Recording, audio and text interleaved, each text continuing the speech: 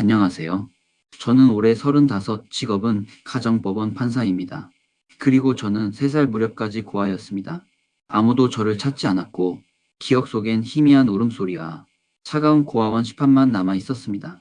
그런 저를 한 사람 단 한 사람이 세상 밖으로 꺼내 주었습니다. 제 인생의 은인 제 어머니입니다. 피 한 방울 섞이지 않았지만 그 누구보다도 따뜻하고 강하고 자랑스러운 제 어머니죠. 하지만 그 어머니께서 제 상견례 자리에서 모욕을 당하셨습니다. 고아원서 주워왔더니 판사 아들이 됐네요. 그 말이, 그 표정이, 그 분위기가 아직도 생생하게 머릿속에 남아 떠나질 않습니다. 그리고 저는 판사로서가 아닌 한 아들로서, 한 인간으로서 그날 이후 완전히 달라졌습니다. 지금부터 제 인생에서 가장 뼈아픈 진실을, 그리고 가장 뜨거운 결심을 이야기해 드리겠습니다. 어릴 적 저는 아무것도 모른 채 고아원에서 자랐습니다. 태어난 병원도 부모 이름도 몰랐죠. 보육원에서는 네가 착하면 언젠가 진짜 가족이 생길 거야 라는 말만 들었습니다. 그리고 그날 정말로 한 여인이 고아원에 찾아왔습니다. 보육사님은 조심스레 말씀하셨죠. 수여가, 이분이 앞으로 네 엄마란다. 그때 그분은 저에게 웃으면서 이렇게 말하셨어요. 우리 수혁이 이제 엄마랑 집에 가자. 그 한마디에 저는 낯설면서도 따뜻함을 느꼈습니다. 그분, 그러니까 제 어머니는 39의 늦은 나이에 저를 입양하셨습니다. 결혼도 하지 않으셨고 그 누구보다 독립적이고 고고하신 분이었죠. 교직에 계셨고 늘 책과 신문, 클래식 음악으로 가득한 집에서 저는 다시 태어났습니다. 어머니는 제게 사랑보다 먼저 존엄을 가르쳐 주셨습니다. 수여가, 너는 누구보다 특별한 아이야. 태어난 환경이 아니라 네가 어떤 사람이 되느냐가 중요하단다. 그 말씀을 품고 저는 공부했고 서울대 법대를 나와 마침내 판사가 되었습니다.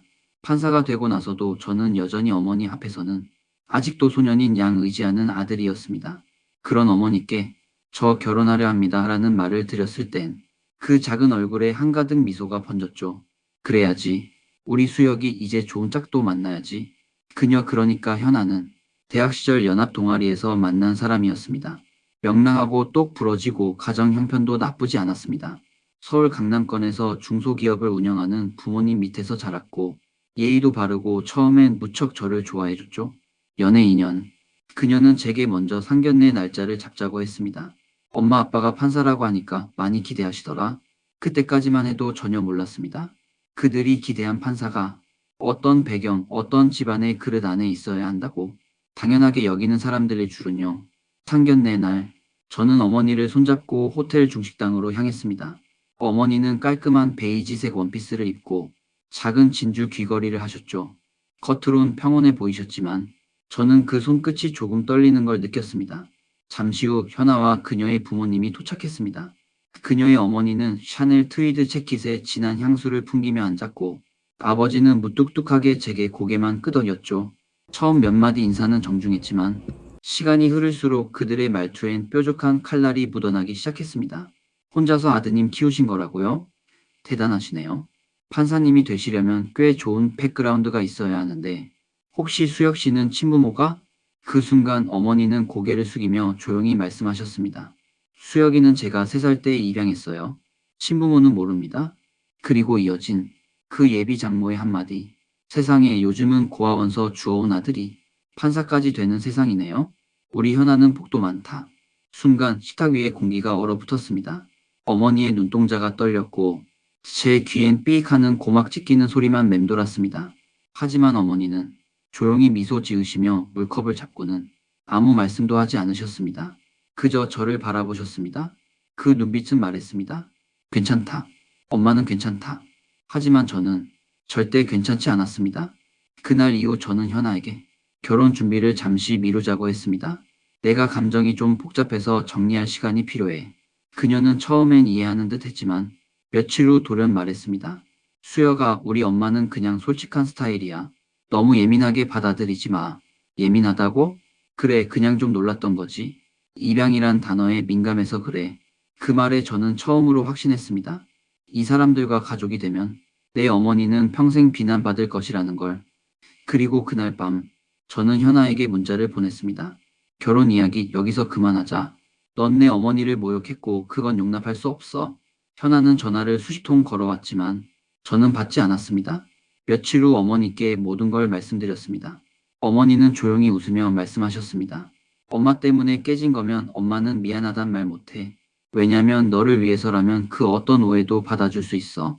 하지만 그런 사람들 곁에선 넌 너무 힘들었을 거야. 저는 어머니 앞에서 울었습니다. 판사가 되고 강단 있게 말하던 저도 어머니 앞에서는 여전히 무너지는 아들이었습니다. 그리고 저는 다짐했습니다. 앞으로 어머니가 더 이상 어떤 자리에서도 작아지지 않도록, 누구보다 당당하게 살도록 제가 그 곁을 지키겠다고요. 그 이후 어머니와 함께 여행을 다니기 시작했습니다. 처음으로 제주도에서 둘만의 시간을 보냈고, 부산, 경주, 그리고 올 가을엔 해외여행도 계획 중입니다. 어머니는 요즘 손자 보고 싶다고 하십니다. 결혼 안 해도 괜찮아. 네가 원하면 엄마는 언제든 준비됐어. 전 생각합니다. 진짜 가족이란 피가 아니라 마음으로 연결된 존재라고요.